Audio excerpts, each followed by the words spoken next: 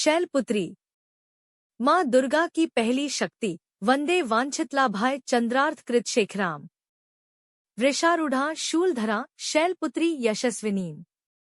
माँ दुर्गा पहले स्वरूप में शैलपुत्री के नाम से जानी जाती हैं। ये ही नवदुर्गाओं में प्रथम दुर्गा हैं। पर्वतराज हिमालय के घर पुत्री रूप में उत्पन्न होने के कारण इनका नाम शैलपुत्री पड़ा।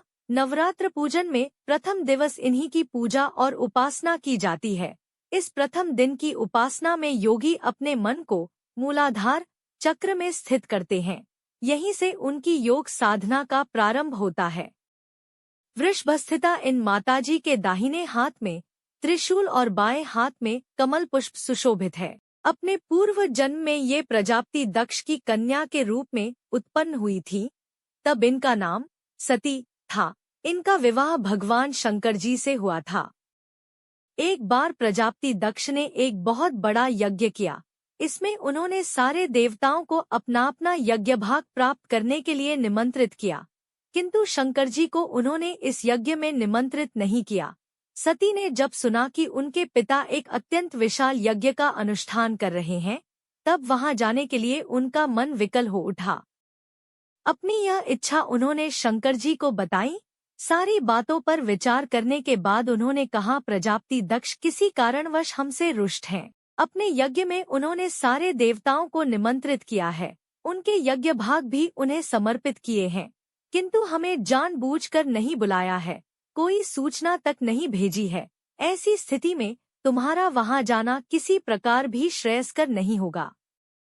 शंकर जी के इस उपदेश से सती का प्रबोध नहीं हुआ।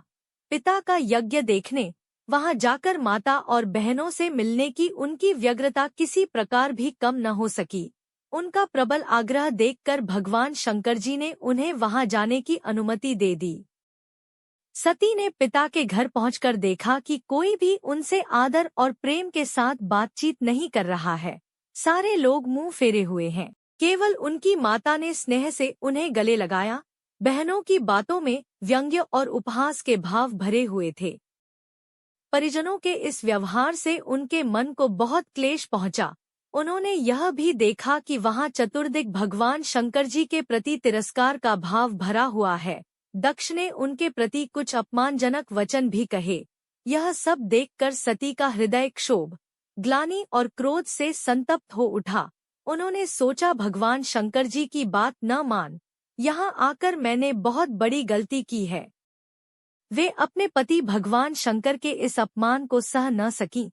उन्होंने अपने उस रूप को तत्क्षण वहीं योगाग्नि द्वारा जलाकर भस्म कर दिया। वज्रपात के समान इस दारुण दुखद घटना को सुनकर शंकर जी ने क्रुद्ध हो अपने गणों को भेजकर दक्ष के उस यज्ञ का पूर्णतः विध्वंस करा दिया। सती ने योगाग्नि द्वारा अपने शरीर को भस्म कर अगले जन्म में शैलराज हिमालय की पुत्री के रूप में जन्म लिया। इस बार वे शैलपुत्री नाम से विख्यात हुई। पार्वती, हेमवती भी उन्हीं के नाम हैं। उपनिषद की एक कथा के अनुसार इन्हीं ने हेमवती स्वरूप से देवताओं का गर्वभंजन किया था।